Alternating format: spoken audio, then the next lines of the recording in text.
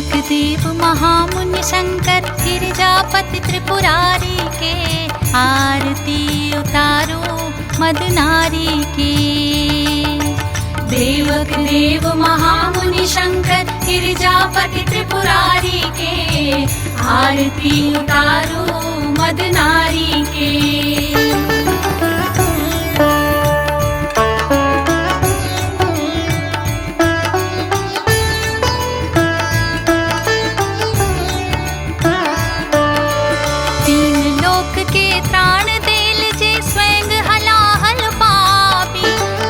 महामुनियों की तपस्वी जिनकर महिमा गावी। तीन लोक के त्राण देल जे स्वयं हलाहल पावी।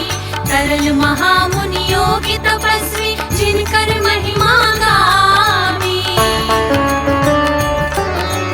तीन लोक के त्राण देल जे स्वयं हलाहल पावी। तरल महामुनियों की तपस्वी जिनकर महिमा राम सदा शिव जे छत ओहि डमरूधारी के आरती उतारो मद नारी के।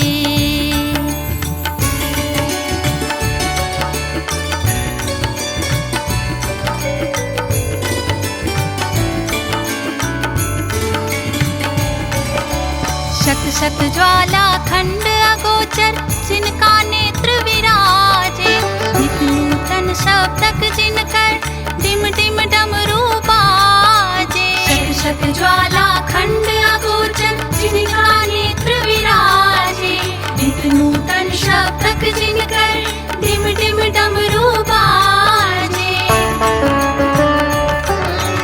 शत शत ज्वाला खंड अगोचर जिनका नेत्र विराजे।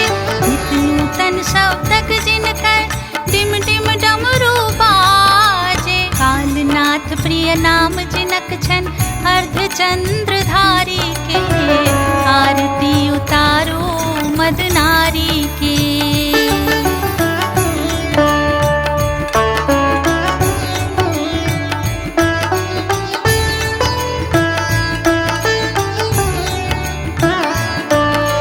जटा मध्य में गंग विराजे जिनकर हार भुजंगे।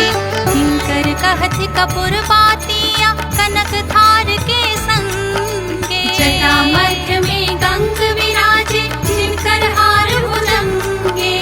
किंकर कहति कपूर बातिया कनक थार के संगे।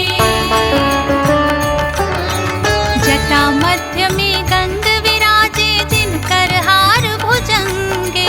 किंकर कहति कपूर बातिया कनक थार के संगे। भावक हाथ उठाए हृदय सो स्नेह दीप बार के आरती उतारो मद नारी के।